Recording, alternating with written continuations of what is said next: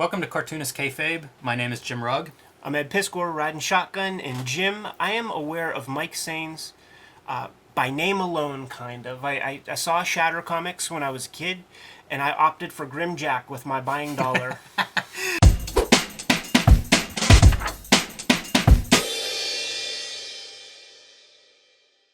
The good news is Shatter was very successful, went through 3 printings. The initial Shatter comics published by First. It was billed as the first computerized comic. It was drawn on a Macintosh Plus on a 9-inch screen. I guess he was working on it in 84. I believe it was published in 85. And then the success of the special led to the Shatter series, which ran 14 issues. Mike Saenz only worked on the first couple of those issues, but the computer as a tool, as a drawing tool, is really why we're here today with his work. And he's done a couple of different comics. This represents most of his comics output that I'm aware of. And it covers probably about 6 or 8 years. Dawn and Matrix is the most recent thing that I'm aware of comics-wise that he published, and this is from 1993. So we're looking at 84, 85 to about 1993 and everything in between. It looks like he kept up with the progress of technology as he continued through his comic book career. Yes, and also a lot of the themes within the stories that he worked on are pretty consistent. The first thing that comes out whenever I look at this stuff is cyberpunk. A lot of Shatter is compared to something like Blade Runner. Sure.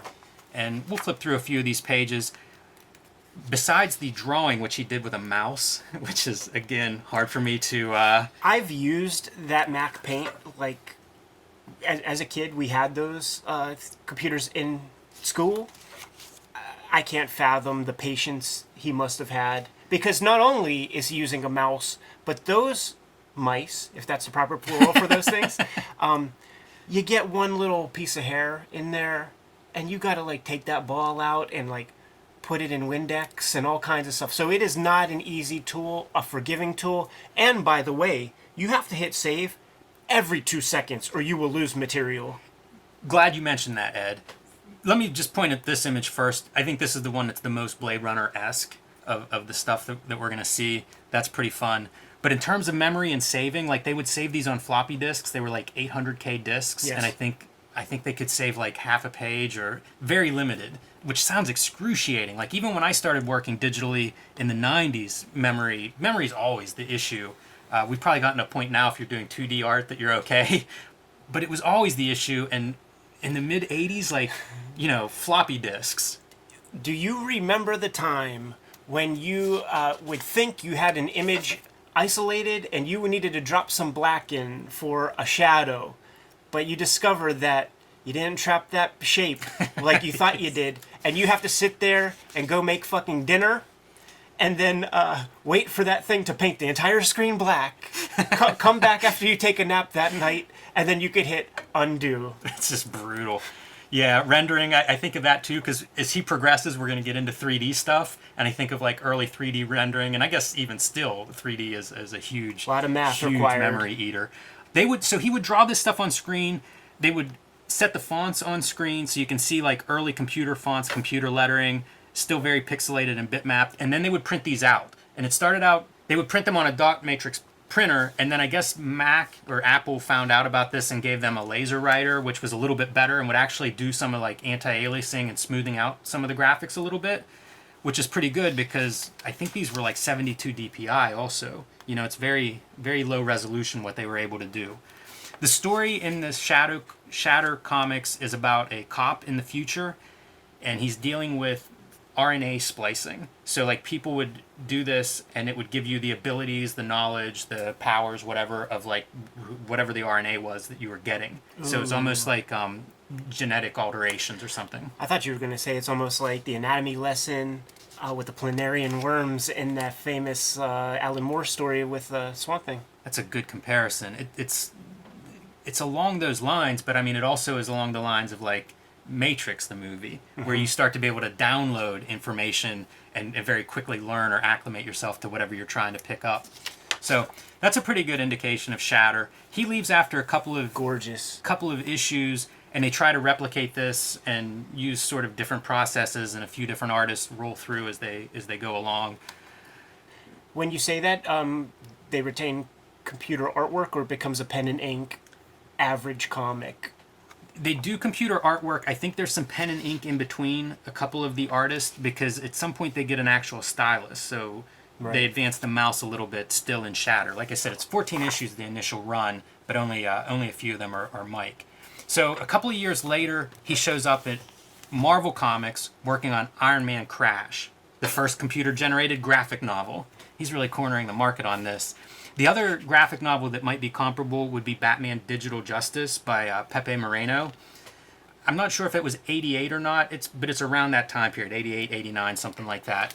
So people are looking at, what can a computer do in terms of comics production, and you see him credited as artist-writer. This is another one that follows cyberpunk ideas. In this one, it's an older Iron Man, and he's trying to...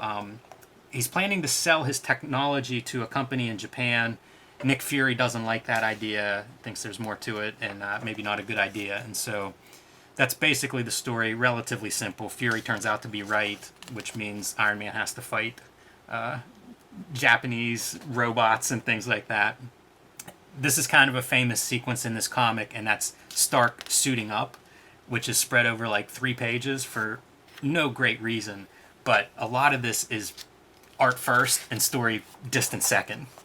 When I saw this silhouette image, it was published in the big Abrams Marvel history book for 50th anniversary or whatever it was.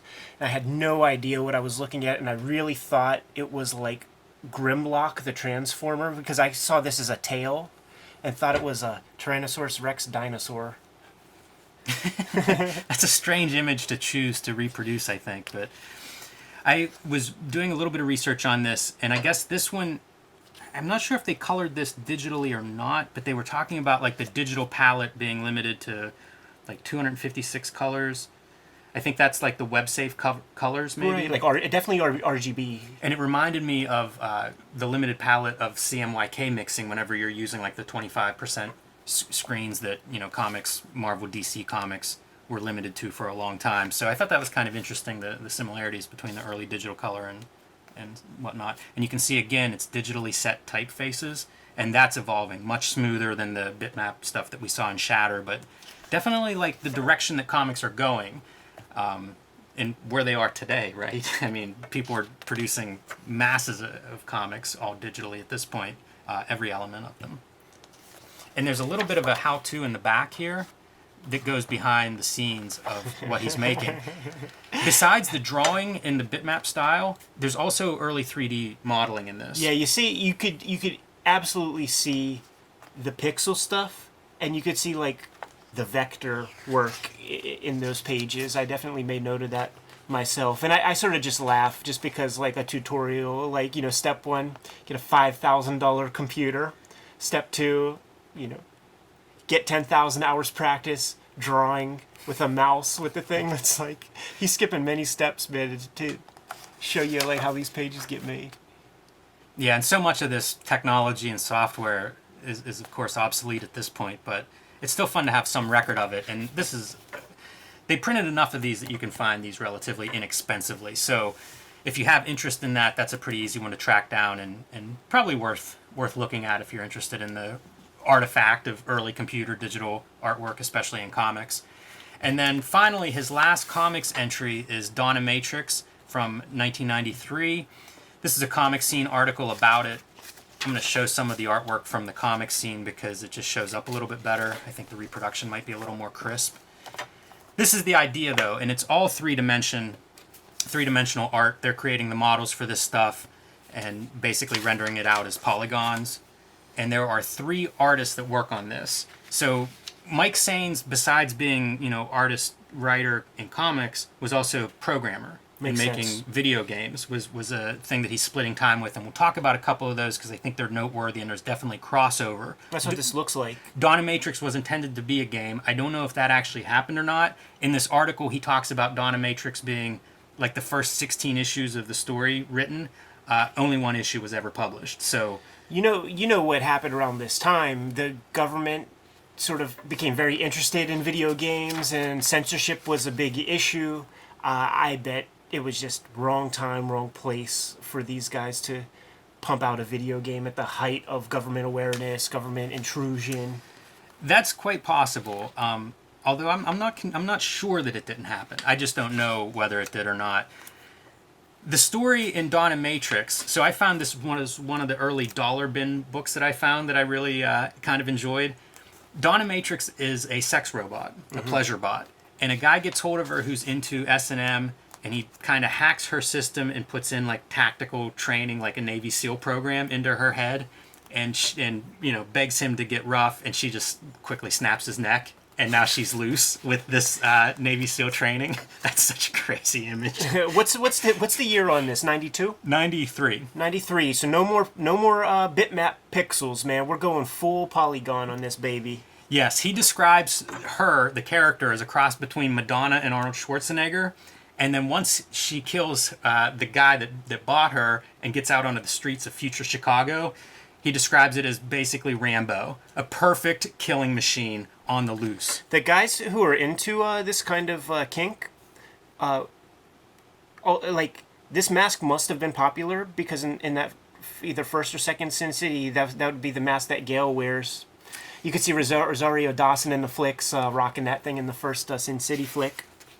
Very good call. That's almost Frank Miller-esque there. It is, yeah.